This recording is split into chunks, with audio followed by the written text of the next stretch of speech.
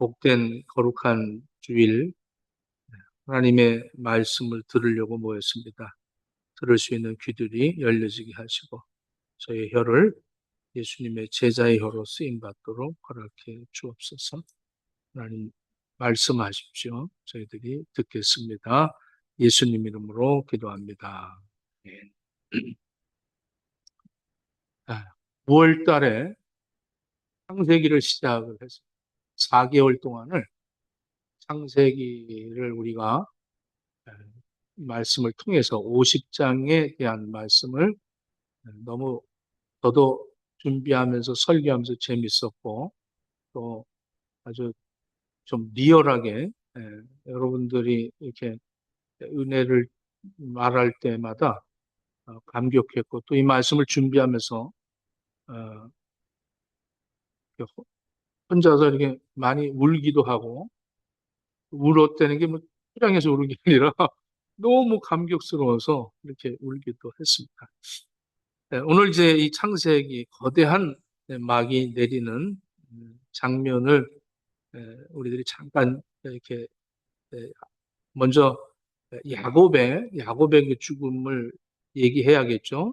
창세기 49장 28절부터 33절에 그 사명을 완수하고 이제 험한 한 세상을 살았다고 고백을 하고 마지막 때 아주 품위 있게 영광스럽게 자기 자식들에게 분량대로 축복을 해주고 그 12지파에 대한 주권적인 하나님의 계획을 선포했습니다. 그리고 33절에 발을 모으고 안식했다. 그 발을 침상에 모으고 숨을 거뒀다. 평생을 움켜쥐려고 하고 도망치며 분주했던 야곱의 발이 하나님의 언약을 다 전한 후에 비로소 안식을 찾았습니다. 숫자가 많고 적음, 환경의 형편이 뭐 그런 것들이 중요한 것이 아니라 내게 맡겨진 그 일들을 다 감당하고 하나님의 그 복을 끝까지 전하고 평안하게 주님의 품으로 안겼다. 거룩한 안주를 했다는 거죠. 내 인생 여정을 끝내고 강 건너 언덕 이를 때 하늘문 향해서 내가 말하겠다. 예수 인도하셨네. 매일매일 발걸음마다 예수 인도하셨네. 나의 무거운 죄짐을 모두 벗고 하는 말. 예수 인도하셨네. 이 가시밭길 인생을 나 허덕이고 갈 때 시험과 환란이 많았지만 예수 인도하셨네. 내 밟은 발걸음마다 주 예수 보살피시사 승리의 개가 부르며 주를 찬송하리라. 예수 인도하셨네 찬양이 있잖아요. 제가 한 1절만 한번 불러보겠어요.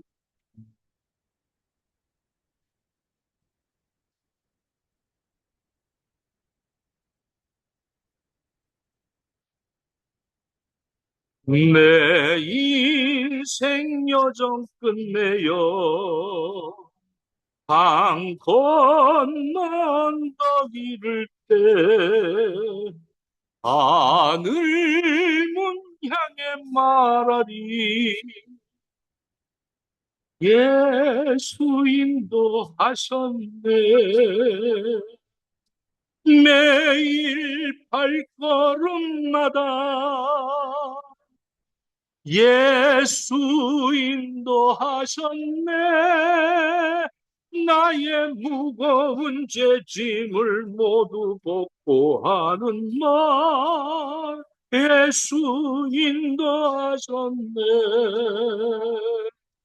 이런 찬양입니다. 참 이 찬양을 저는 전도사 때도 많이 불렀어요. 참 내가 인생을 끝날 때 예수님이 나를 인도하셨다고 찬양하면서 그렇게 인생의 마침표를 찍는 그런 삶을 살고 싶었습니다. 우리는 때로 이해할 수 없는 고난, 또 억울한 상황들 이런 것들을 마주하게 됩니다. 왜 나에게 이러한 일이 있을까? 질문의 꼬리에 꼬리를 물 때가 많죠. 오늘 본문의 이 창세기 마지막 장에서 야곱의 죽음 이후에 요셉과 그 형제들 사이에 벌어진 또 사건이 있었습니다. 15절부터 18절의 이야기인데 이 야곱이 죽자의 형들이 두려움에 휩싸였습니다. 아버지가 살아계실 때는 요셉이 아버지 때문에 참았겠지만 이제 야곱을 장례하고 나니까 형들이 가장 두려움 속에 사로잡힌 것이 바로 자신들의 죄악을 깨닫게 되는 거죠. 요셉을 노예로 팔았던 이 일에 대해서 오복하지는 않을까. 이렇게 해서 그 형들이 요셉에게 와서 그러죠. 아버지가 신신당부를 했다. 우리를 용서하라고 얘기했다. 이 말을 듣는 순간 요셉은 펑펑 웁니다. 나는 그런 마음을 갖지 않았는데 형들이 왜 그렇게 자기를 두려워할까? 그리고 19절에 아주 유명한 말을 하죠. 내가 하나님을 대신하겠습니까? 이렇게 말을 합니다. 요셉은 심판의 권한이 오직 하나님께 있음을 고백을 합니다. 진정한 용서는 내가 하나님보다 높아지려는 마음을 내려놓을 때 시작이 되는 거죠. 당신들을 나를 해하려 했지만 하나님은 그것을 선으로 바꿔주셨습니다. 요셉은 자신의 고난을 형제들의 악행으로만 보지 않았어요. 형제들은 분명 악을 의도했지만 하나님은 그 악을 복으로 삼아서 생명을 구원하는 일에 선을 이루시기 위하여서 그것을 사용하셨다는 것이죠. 야곱이 죽자 형들은 과거의 잘못으로 인해서 다시 두려움에 사로잡히는 이유가 자기 자신이 용서받아야 할 죄인임을 깨닫기 때문에 그렇습니다. 그러나 요셉은 악을 선으로 바꾸신 하나님을 거기서 선포하게 됩니다. 두려움을 넘어서 사랑과 위로를 하죠. 21절에 보니까 내가 당신들과 당신들의 자녀를 기리겠다. 그리고 이제 110년 동안을 함께 요셉이 살다 110세 때가 되어서 이제 요셉이 끝나게 되는 거죠. 그래서 요셉의 죽음이 이제 24절, 25절, 한번 22절부터 창세기 50장 22절부터 좀 띄워주십시오.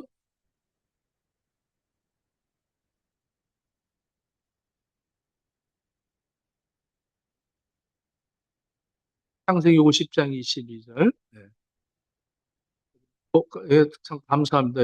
조시아가 한국말을 잘 모르는데 제가 이렇게 설교할 때 척척 이게 올려주는 걸 보고 성령의 역사다 이렇게 생각해요. 에, 자, 요셉이 아버지의 가족들과 함께 애굽에서 거주하여 110세를 살며 참 젊은 나이에 죽은 거예요, 그 당시에. 이제 그들을 돌봤다. 조카들을 이제 다 요셉 스가에서 양육을 했다. 그리고 24절에 이렇게 얘기합니다. 요셉이 그 형제들에게 이르되 나는 죽을 것이다. 그러나 하나님이 당신들을 돌보고 당신을 이 땅에서 인도해내서 아브라함, 이삭, 야곱, 할아버지, 또 할아버지, 아버지의 맹세하신 땅으로 너희들을 이끌어 갈 것이다. 25절 요셉이 또 이스라엘 자손들에게 맹세시켜 이르시기를 하나님이 반드시 당신들을 돌보시리니 당신들은 여기서 내 해골을 메고 올라가겠다라고 맹세하라 이렇게 되겠습니다.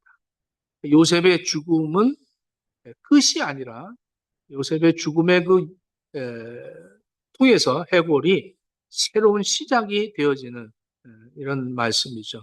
오늘 이 창세기 50장을 마감하면서 요셉의 이야기가 굉장히 많이 기록이 되어 있습니다. 이것은 언약의 하나님의 백성들에게 주어지는 그런 그 삶을 그 내용들을 기록한 거죠. 이 요셉 하면 우리가 떠오르는 게 두 가지입니다. 하나는 온 이야기고 하나는 꿈 이야기죠. 이 옷에 관한 사건들. 아버지 야곱이 항상 상징적으로 요셉은 채색 옷을 입혔습니다. 굉장히 사랑하는 아들이라는 것을 편애했던 것을 옷으로 이렇게 느끼게 되죠. 그래서 그 형들이 굉장히 미워하고 시기하고 질투했죠. 그리고 또 요셉의 옷을 피를 묻혔던 그런 옷입니다. 예, 요셉의 피 묻은 옷, 형들의 죄를 감추었던 그런 옷이었죠. 또 보디발 아내가 빼앗았던 겉옷, 참 요셉에게 참 아픔을 주는 그런 옷이었습니다. 그리고 이제 애굽의 2인자가 돼서 총리의 옷을 입었죠. 옷으로 살펴보는 그 요셉 일생, 그의 옷이 그의 일생을 이렇게 말해주고 있습니다. 또 요셉 하면 꿈에 대한 이야기들로 가득 차 있습니다. 17살 때 자신의 생애에 전환기를 가져왔던 꿈, 이것 때문에 형들의 미움을 사게 되죠. 또 그 감옥에서 술 맡은 관원장의 떡 맡은 관원장의 꿈을 또 그 꾸었던 이야기들, 이 이제 요셉과 관련됐죠. 그리고 이제 바로가 꾸었던 꿈, 7해 풍년과 7해 흉년이 들었다는 꿈. 요셉은 꿈의 사람이었습니다. 그래서 형들이 요셉이 나타나면 야, 저 꿈꾸는 남 왔다 이렇게 얘기를 합니다. 꿈을 꾸고 꿈을 해석하는 인생을 살았습니다. 요셉의 이야기는 신약 성경에서 딱 한 번 나오는 거예요. 오늘 그 히브리서 11장에 믿음장이죠. 믿음에 대한 단어가 24번이나 이 히브리서 11장에서 나옵니다. 믿음으로 히브리서 11장 먼저 주세요. 믿음으로 아벨은 아브라함께 희생을 드렸고 또 믿음으로 에녹은 죽음을 보지 않았고 믿음으로 노아는 방주를 줬고 믿음으로 아브라함은 부르심에 순종을 했고 믿음으로 야곱은 또 야곱의 각 아들들에게 축복을 했다. 그러면 이 히브리서 11장에서 야곱의 다른 11명의 아들들에 대해서는 아무런 언급을 하지 않는데 참 메시아 가문인 유다에 대해서도 얘기를 하지 않습니다. 전혀 언급이 없어요. 그런데 야곱 아들 중에 오직 요셉에만 언급을 합니다. 요셉은 믿음으로 요셉은 이렇게 되어 있어요. 믿음으로 요셉은 무엇을 했다는 것일까? 뭘 한 것 같아요? 보디발 아내의 유혹을 물리쳤죠. 참 하나님 앞에서 내가 어찌 범죄하겠냐. 굉장히 요셉의 믿음으로 이렇게 볼 수 있어요. 또 아니면 그 꿈을 꿔서 그 꿈을 해석해서 흉년 때 그 백성들의 생명을 살렸던 이 사건을 히브리 기자는 요셉의 믿음으로 봤을까? 그 노예로 자신을 판 형제들을 복수하지 않았던 그 믿음, 이거를 믿음으로 보지 않았을까? 또 총리가 되어서 온 가정을 살렸던 것, 이걸 믿음으로 보지는 않았을까? 히브리 기자가 요셉의 믿음을 말하는 것은 유혹을 물리친 것이나 꿈을 잃지 않고 살았던 것이나 형들을 용서했던 것, 어려움을 이기고 총리가 됐다는 것, 이것을 요셉의 믿음으로 보지를 않았어요. 이 히브리서 11장에서 말하는 요셉의 믿음은 뭔가? 오늘 22절에 이렇게 얘기합니다. 믿음으로 요셉은 임종시에 이스라엘 자손들이 떠날 것을 말하고 또 자기 뼈를 위하여 명하였으며 요셉의 그 인생의 마지막 이스라엘 백성들이 출애굽할 것을 유언했다는 거예요. 그리고 출애굽할 때 내 유고를 함께 가지고 가라. 이것을 믿음으로 봤다는 거죠. 이 믿음으로 말했다. 이것을 히브리 기자는 믿음으로 요셉은이라고 이야기하고 있습니다. 이미 요셉은 애굽의 총리가 되어서 가문을 구원했고 하나님의 돌보심을 이미 경험하고 있었어요. 이미 already 이미 경험하고 있었어요. 애굽에서 성공 하나님의 약속이 실현되었다는 것을 그는 분명하게 그 체험을 했습니다. 그러나 이곳은 하나님이 약속하신 가나안 땅이 아니다. 애굽에서 영광이 아무리 큰다 할지라도, 애굽에서 아무리 부귀영화를 누른다 할지라도 최종적인 목적은 여기가 아니다. not yet. 아직 남아있는 것이 있다. 요셉은 자기의 눈앞에 펼쳐진 애굽의 화려함보다 아직 오지 아니하는 가나안으로 귀환할 것을 정확하게 얘기하는 거죠. 안락에 안주하지 말아라. 아직 오지 아니하는 난 옛 바라보는 믿음을 가지고 역설적으로 긴장을 분명하면서 드러내는 이 말씀을 히브리 기자는 믿음으로 요셉은 죽을 때에 이렇게 얘기했다. 이렇게 얘기합니다. 애굽의 관 속에 담겨 있지만 요셉은 이미 가나안으로 가 있었습니다. 창세기는 요셉이 애굽에서 입관되었다는 기록으로 끝나지만 그 죽음이 절망이 아니라 약속이라는 것입니다. 반드시 돌보시리니, 반드시 돌본다는 거예요. 요셉은 임종하면서 하나님이 당신들을 반드시 돌아볼 것이다. 눈앞에 현실에 있는 이 애굽에 여러분들이 부귀영화 누리고 혹시 또 이제 내가 죽은 다음에 너희들이 종살이를 한다 할지라도 너희들이 신음하고 있다 할지라도 반드시 하나님이 보고 계시고 너희들을 반드시 돌보실 거고 너희들을 반드시 가나안 땅 하나님의 그 아브라함과 이삭과 야곱에게 언약한 그 언약을 성취할 것이다. 그때 내 해골을 가지고 이 땅을 떠나라고 그리고 그 가나안 땅에다 내 유골을 묻어달라고 이렇게 신신당부합니다. 이것이 뭡니까? 나 요셉은 죽지만 하나님은 영원토록 이 약속을 반드시 성취하실 것이다라는 것을 시각적으로 내 유고를 통해서 설교하고 있다는 사실입니다. 이미와 아직, 이미 내가 지금 성취하고 이루고 있지만 아직 이루지 못한 그 사이길에 우리는 어떻게 살 것인가를 이 요셉은 말해주고 있는 거예요. 이미 우리는 이 시드니에서 살고 있지만 이미 육신을 이렇게 태어났고 이렇게 살고 있지만 아직 이루어지지 않는 하나님의 그 언약을 이루기 위해서 그 중간기에 있는 나의 삶을 어떻게 살 것인가? 애굽에서 이방인으로 그러나 본향을 향하여 소망을 가진 아버지 나그네라고 했던 험악한 내 인생에 나는 나그네로 살아야 된다는 것을 크게 우리들에게 외치고 있는 말씀입니다. 할렐루야. 우리는 이 땅에서 잘 먹고 잘 살고 또 건강해지고 또 뭐 형편과 처지가 좋아지고 여기에 안일하게 하나님이 이렇게 사랑하시고 은혜 주시고 축복해 주시고 내가 예배 드리고 자식들도 잘 되고 사업도 잘 되고 이제 부부끼리 사랑도 잘 나누고 자식들도 부모 말 잘 듣고 이제 뭐 너무 감사해요 감사해 그거만이 아니라는 거죠. 그것만이 아니다. 거기에 머물르지 마라. 거기 정착하지 마라. 이런 얘기죠. 요셉이 자신의 매장지는 애굽이 아니다. 약속의 땅, 글로 내 해골을 가지고 가라. 이렇게 말씀을 합니다.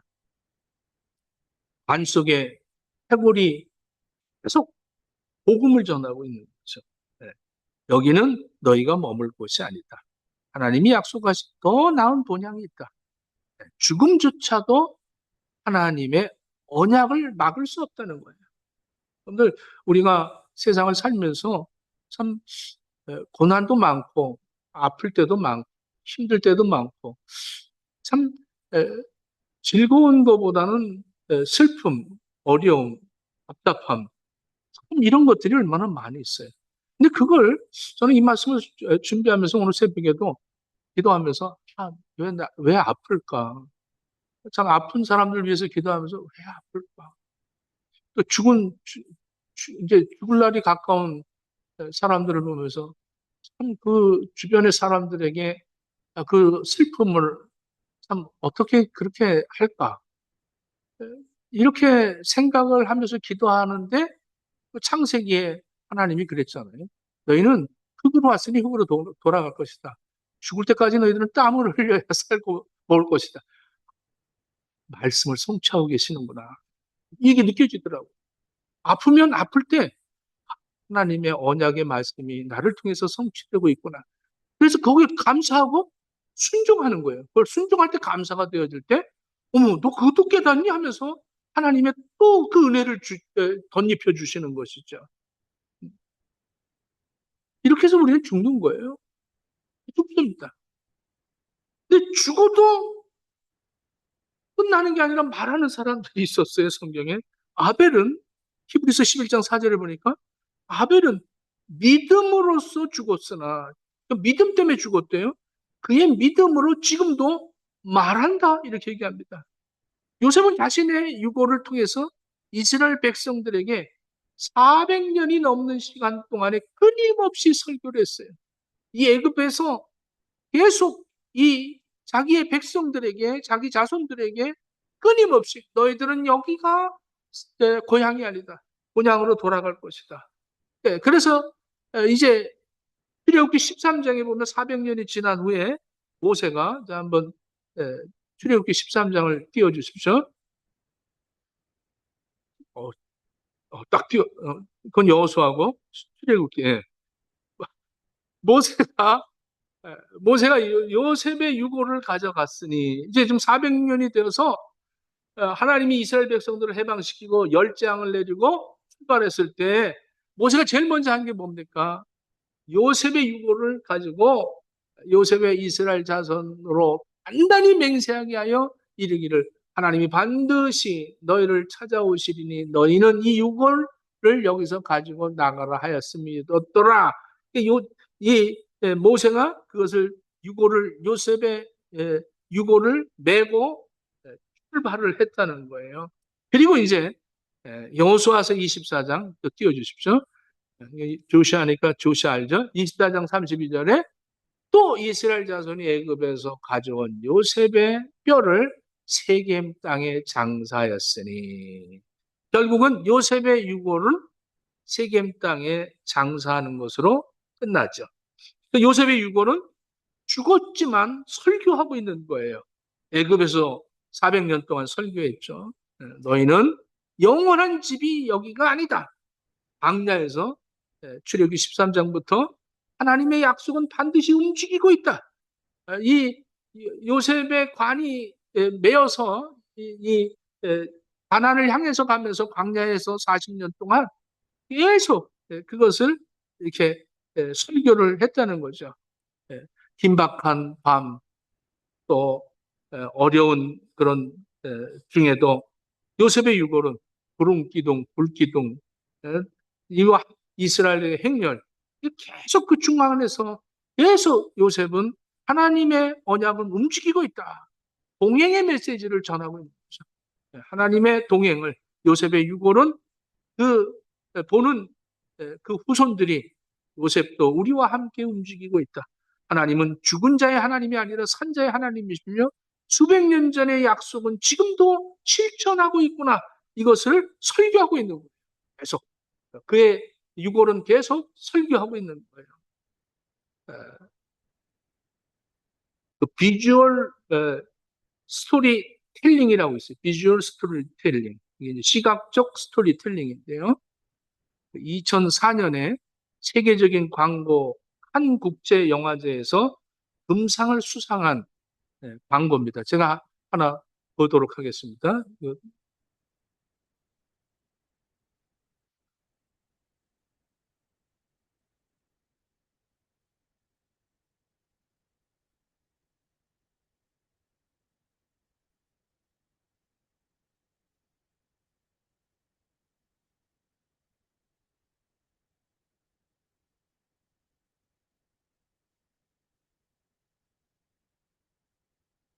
이게 바로 이제 고맙습니다.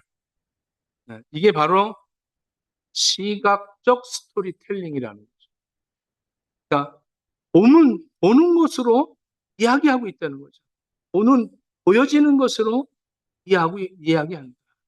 그러니까 요셉의 유고를 그냥 보는 것으로도 이야기가 있는 거예요. 그 요셉의 죽음이 이야기거리가 된 거죠. 그 유골은 계속 이야기거리로 움직이고 있었다는 거예요. 가나안에서도 설교하죠. 말씀대로 이루었다는 거예요. 이루어졌다. 마침내 가나안 정복 전쟁이 끝나고 요셉의 유골은 세겜 땅에 묻힙니다. 그곳에 족장 아브라함, 야곱, 그 재단을 쌓았던 그 기업을 얻었던 언약의 장소죠. 성취의 메시지가 전달되고 이야기가 있어요. 안식의 메시지가 전달되어지고 있어요. 요셉의 유골은 그냥 단순한 뼈가 아니에요. 그것은 하나님의 신실하심을 담은 언약의 보증서입니다. 이 유골은 이스라엘 백성들이 길을 잃을 때에 방향을 알려주었고 낙심할 때에 소망을 주었습니다. 우리 삶 속에서 내가 죽어야 예수님의 약속이 증거된다는 사실을 깨닫는다면 내가 죽으면 예수님의 언약의 이 성취를 그 사람들이 내가 이 성격을 죽이고 내 나를 죽일 때 예수 그리스도가 나타난다는 것을 깨닫는다면 우리는 죽어야 되지 않겠어요? 예?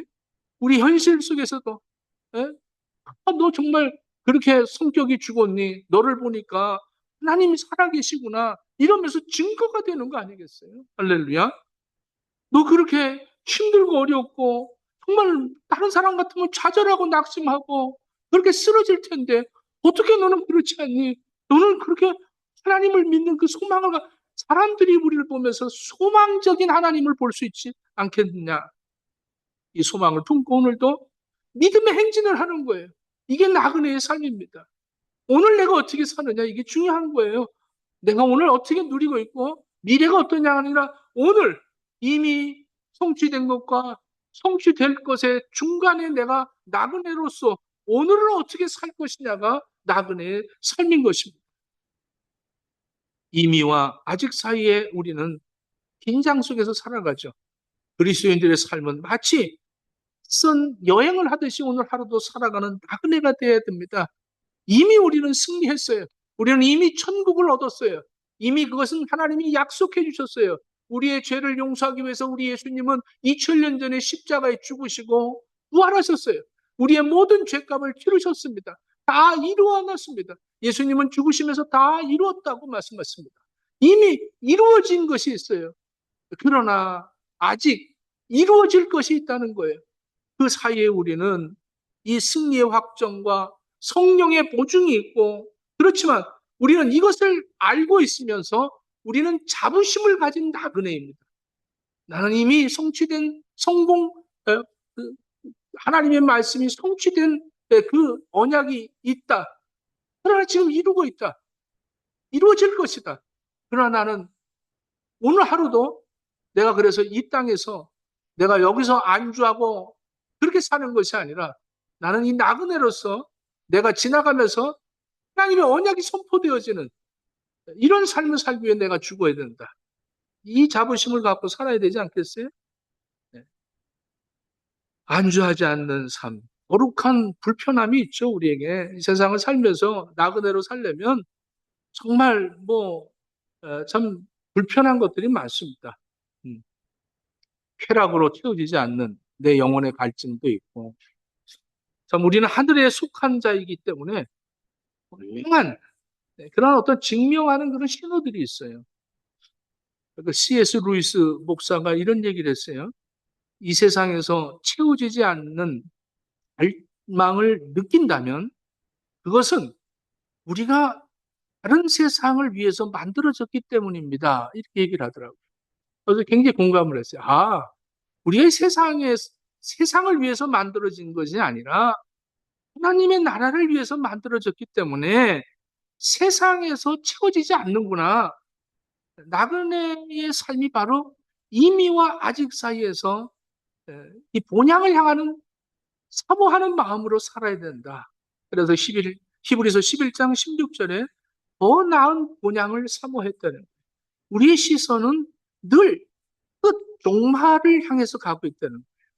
그리고 이 세상에서는 거룩한 이방인으로 사는 거죠. 세상의 유행 따라 사는 게 아니라 하나님의 말씀의 이정표를 보면서 살아가는 거예요. 그래서 우리는 나그네의 삶을 사는 거예요. 그러면서 우리가 나그네를 대접하는 거죠. 나그네는 나그네를 알잖아요. 그래서 이 땅에 소외되고 아픈 사람들을 돌아보는 것이 내가 이 세상의 주인이 아니라 잠시 머물다 가는 통직임을 고백하는 것이죠. 그래서 영광스러운 귀향을 기다리면서 하늘을 향해서 걷는 나그네인 것입니다. 때로는 발이 부딪히고 비바람이 몰아쳐도 낙심하지 않는 거죠. 우리 앞에서 길이 되시고 진리가 되시고 생명이 되신 예수 그리스도가 내 앞에서 나를 이끌고 계시다는 것을 우리는 발견하게 됩니다. 오늘도 이미와 아직 사이의 긴장을 믿음으로 이겨내면서 당당하게 나그네의 길을 걸어가는 우리 행복의 식구들 되어지기를 예수님 이름으로 축원합니다. 기도하겠습니다. 하나님, 우리의 인생 여정에